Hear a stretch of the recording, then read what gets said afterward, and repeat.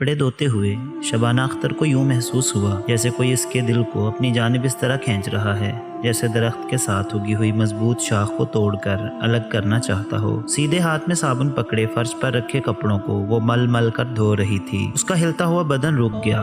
उल्टे हाथ को सीने पर रख के उसने दिल की कैफियत महसूस करना चाहिए। अंदर कुछ कलाबाजियां सी महसूस हो रही थीं। कल रात सोने में भी उसे यूं लगा था जैसे किसी ने इसके दिल को पकड़कर जोर से खींचा हो। वो घबरा कर जागी और बैठ गई। अंधेरे में बिस्तर पर बैठी वो आंखें झपक झपक कर इस कैफियत को समझने की कोशिश करती रही कि शायद कुछ और भी हो, मगर कुछ भी ना हुआ। आंखों में नींद का खुमार जूं का तू था। वो फिर सो गई। मामूल के मुताबिक सुबह उठी। वो घर का सारा काम खुद करती थी। किचन उसने कभी किसी के हवाले नहीं किया था। शोहर को नाश्ता दिया। उसे आज गुजरांवाला अपनी दुकानों का किराया वसूल करने जाना था। वो चला गया। छोटी बेटी नाश्ता करके अपने क्लिनिक में चली गई थी। घर के एक छोटे से कमरे का दरवाजा गली में खोल के वालिदैन ने उसे एक होम्योपैथिक क्लिनिक खोल दिया था। पहले उसे बाकायदा 3 साल कोर्स भी करवाया था। इससे बड़ी 3 लड़कियां ब्याह दी गई थी और इकलौता बेटा लॉटरी के जरिए कनाडा चला गया था। छोटी बेटी तल्लत का कद इतना छोटा था कि लहीमो शहीम शोहर ने पहले हफ्ते ही उसे हमेशा के लिए घर बेच दिया। ये दुख शबाना के कलेजे को लग गया था। अगरचे बाप ने हिम्मत बंधा के एक अच्छे काम पर लगा दिया था जहां वो गरीबों का इलाज मुफ्त करती थी। जब दिल की खचावट और घबराहट बढ़ती ही गई तो शबाना कपड़े छोड़कर नंगे पैर नंगे सर बाहर आ गई। तल्लत को आवाजें दी। इस वक्त क्लिनिक में कोई मरीज नहीं था। वो दौड़ी आई। जर्द होती माँ को देखकर परेशान हो गई। क्या बात है अम्मी? मेरा दिल डूबता जा रहा है। पता नहीं क्या हो रहा है। वही दवाई लाऊं? उसने माँ की नब्ज पकड़ ली। जल्दी से मुझे डॉक्टर के पास ले चलो। तुम्हारे अब्बू तो अभी कहीं रास्ते में होंगे। अम्मी आप कपड़े बदल लें। आपके सारे कपड़े गीले हो रहे हैं। मैं बाहर निकलकर रिक्शा पकड़ती हूँ। इत्तफाक से एक खाली रिक्शा सामने नजर आया। उसने रुकने का इशारा किया। माँ को बिठाया और मोहल्ले के डॉक्टर के पास ले गई। डॉक्टर ने देखते ही कहा, इनको शदीद किस्म का हार्ट अटैक हुआ है, फौरन किसी अस्पताल ले जाएं। मगर डॉक्टर साहब इनकी तो हालत गैर हो रही है। वक्ती तौर पर कोई दवाई तो दें ताकि ये अस्पताल तक जाने के काबिल हो सके। तल्लत ने कहा, नहीं नहीं। डॉक्टर ने घबराए हुए लहजे में कहा, वक्त जाया न करें, फौरन जाएं, जल्दी ले जाएं, जल्दी जल्दी। डॉक्टर यूं घबराकर पीछे हट गया कि तल्लत को सख्त गुस्सा आया। हालांकि वो फीस और दवाइयों के पैसे साथ लेकर चली थी, मगर डॉक्टर ने तो हाथ लगाना भी गवारा न किया। रिक्शा भी बाहर खड़ा था। गिरती पड़ती माँ को उसने रिक्शे में बिठाया और रिक्शे वाले से कहा, पब्लिक अस्पताल में ले चलो। माँ को अपने कांधे से लगाकर उसने इसकी कमर में बाजू जोर डाल दिया ताकि रिक्शे के झटके उसे तकलीफ न दें। फिर भी थोड़ी थोड़ी देर बाद वो इसकी नब्ज चेक करती, जिसका सिरा नहीं मिल रहा था। अपने पहलू के साथ लगाकर इसकी धड़कनें शुमार करने की कोशिश करती। रिक्शे के बेहंगम शोर में कुछ भी सुनाई नहीं दे रहा था। अगर डॉक्टर वक्ती तौर पर कोई दवाई दे देता तो क्या हर्ज था। माँ बेसुध हुई जाती थी।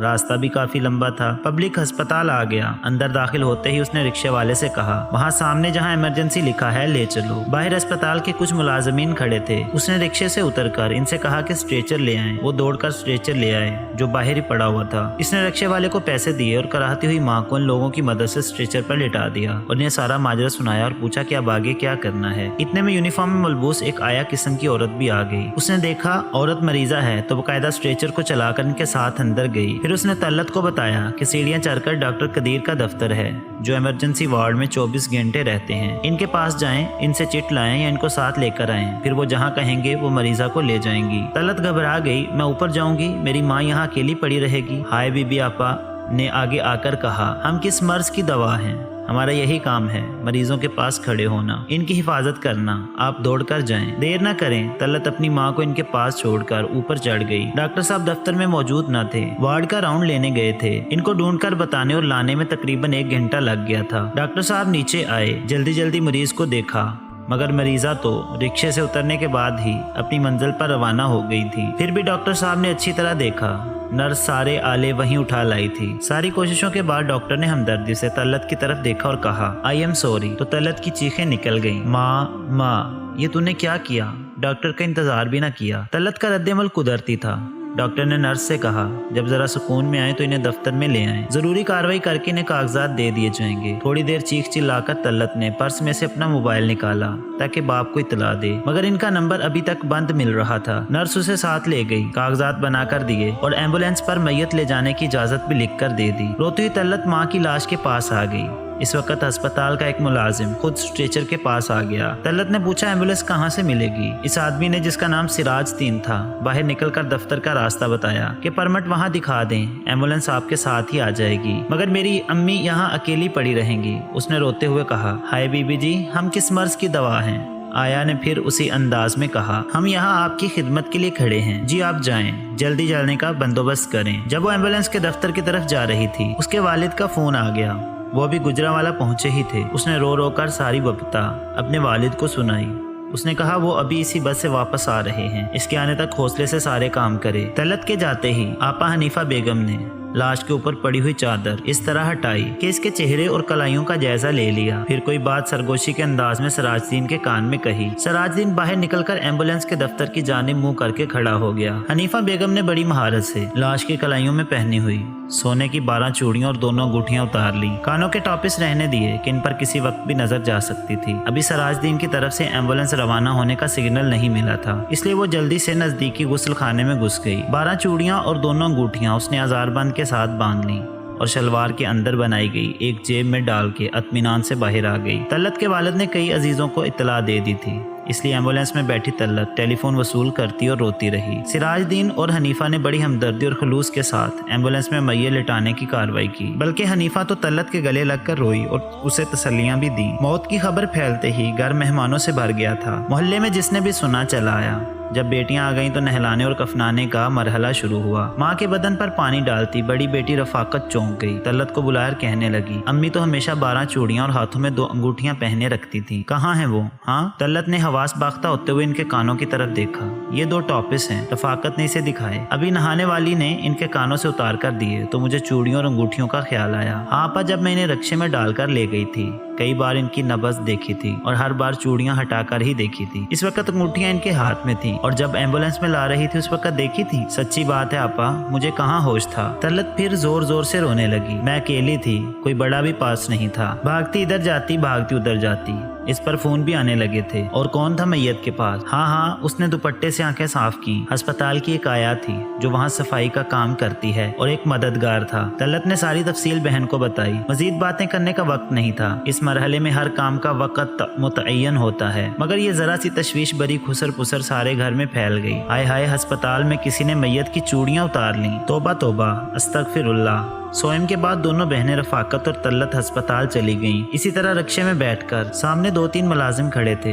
तलत बहन को लेकर इस तरफ बढ़ी, सबको गौर से देखा। इनमें सिराजुद्दीन को पहचान गई। आपको मालूम है परसों मैं अपनी अम्मी जान को लेकर आई थी और वो यहाँ आते ही फोत हो गई थी। बीबी जी, यहाँ रोजाना सैकड़ों मरीज आते हैं, कुछ फोत भी हो जाते हैं, हम किस किस को याद रखें? भाई तुम्हारे साथ एक औरत भी खड़ी थी यहाँ, तुम दोनों ने मेरी बड़ी मदद की। बीबी, हमारा काम खिदमत करना है, जो भी आता है हम उसकी बढ़कर खिदमत करते हैं। बात क्या है बीबी? एक नए खिदमतगार ने बढ़कर पूछा। हमारी अम्मी की कलाइयों से किसी ने सोने की 12 चूड़ियां और 2 अंगूठियां उतार ली थी। तौबा तौबा, अल्लाह माफ करे। बीबी जी, आप क्या कह रही? अगर अस्पतालों में ऐसी हरकतें होने लगी तो खुदा का कहर ना नाजिल हो जाए। मगर वो औरत कहाँ है? कौन सी औरत बीबी जी? ये इर्द गिर्द सारी खिदमतगार औरतें फिर रही हैं। आगे बढ़कर खुद ही पहचान लें। पूछना, फिर किस्सा दोहराना, फिर एक जैसे रद्द अमल का इजहार होना। हाय वाय के सिवा कुछ न मिला। दोनों बहनें मलाल लिए घर आ गईं। हनीफा बेगम ने घर जाते ही 1 हफ्ते की अर्जी भेज दी थी कि मेरी बेटी शदीद बीमार है और मैं कामों की जा रही। ये अर्जी ले जाने वाला सिराजुद्दीन था। हनीफा कामों की चली गई। उसका दामाद मकसूद अली किसी सरकारी दफ्तर में चपरासी था। इसकी शादी को 3 साल हो गए थे। इसने जहेज में मोटरसाइकिल मांगी थी। शादी के वक्त हनीफा मोटरसाइकिल नहीं दे सकी थी, मगर उसने वादा कर लिया था कि 1 साल के बाद ले देगी। अब इनका एक बच्चा भी हो गया, इसलिए इसके दामाद ने साफ कह दिया था कि अगर मोटरसाइकिल नहीं लेकर देनी तो अपनी बेटी को बच्चे समेत ले जाओ। कामों की जाकर हनीफा ने अपने दामाद को बुलाया और चूड़ियां इसके सामने रखकर बोली, बेटा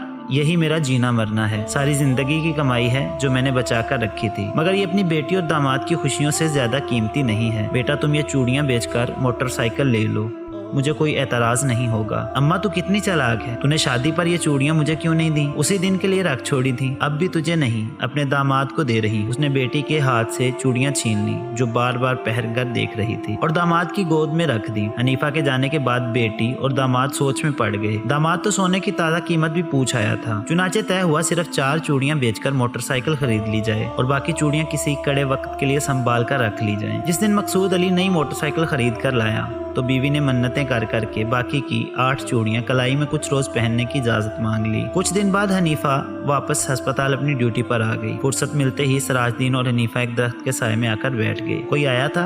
हनीफा ने सरगोशी में पूछा। हाँ, तीसरे ही दिन 2 बेटियां आ गई थी, तेरा पूछ रही। फिर उन्होंने बड़ा शोर मचाया, एक एक से पूछा। डॉक्टर साहब के कमरे में भी गई।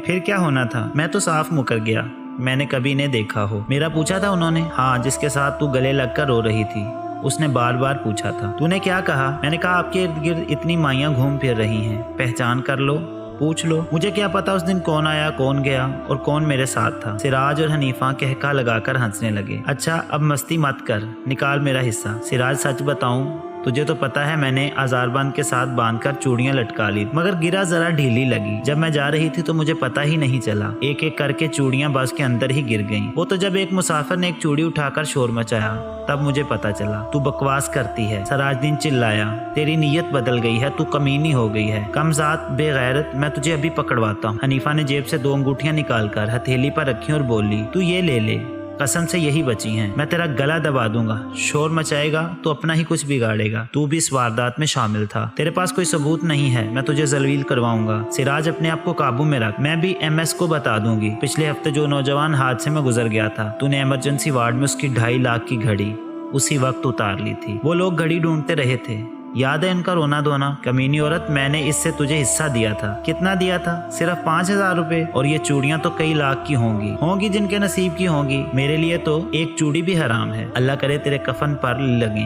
हनीफा सिराज के मुंह से झाग निकल रही थी। और बेगैरत, मुर्दों के जेवर और घड़ियां चुलाने वालों की बद्दुआएं नहीं लगती। हनीफा जोर जोर से हंसने लगी। देख सिराज, हम दोनों का मौजू लगा हुआ है, कभी तू पल्ला मार लेता है और कभी मेरा दाव लग जाता है। गुस्सा ना खा, मैंने पता करवाया है, ये अंगूठियां 2 लाख की हैं। 1 लाख भी तुझे मिल जाए तो ऐश करेगा, वरना सिराज गुस्से से फनकारा, वरना गंदगी में पत्थर फेंकेगा तो छींटे तेरे ऊपर भी आएंगे। दोनों का अंजाम एक जैसा होगा। हनीफा सीढ़ियों पर पोछा लगाती नीचे आ रही थी कि इसकी जेब में पड़ा फोन फड़फड़ाया। उसने हाथ रोककर फोन निकाला, सुना और चीखती हुई बाहर को भागी। टैक्सी पकड़ी और कामों की रवाना हो गई, रोती और दुआएं मांगती जाती। फोन पर इसके दामाद के एक्सीडेंट की खबर आई थी। तफसील कोई बता नहीं रहा था। इनके घर पहुंची तो सारा मोहल्ला जमा था। उसे फौरन जय हादसा पर ले जाया गया, जो पुलिस के घेरे में था और कार्रवाई नोट हो रही थी। 1 हफ्ता कबल मकसूद ने मोटरसाइकिल खरीद ली थी। 8 दिन बाकायदा चलाता रहा था। आज पहली बार बीवी ने कहा था हमें भी सैर कराओ। वो खुद तैयार हुई, उसने सोने की चूड़ियां पहनी और 1 साल के बच्चे को भी तैयार किया। बीवी और बच्चा पीछे बैठ गए। आबादी से जरा बाहर निकले तो मोटरसाइकिल एक ट्रक से टकरा गई। बीवी और बच्चा मौका पर फोत हो गए। दामाद की टांगें टूट गईं। मगर पुलिस अभी तक इस बात का सुराग नहीं लगा सकी थी कि पीछे बैठी हुई औरत की पूरी कलाई कौन काट कर ले गया था और क्यों। उधर पब्लिक अस्पताल के पिछवाड़े कूड़ा करकट चुनने वालों की झुग्गियों के आसपास फटे पुराने कपड़ों में एक औरत नजर आती है, जिसके हाथ में एक गुड़िया होती है। हमेशा गुड़िया का एक बाजू टूटा हुआ होता है। वो औरत दीवाना वार राहगीरों, मोटरसाइकिल वालों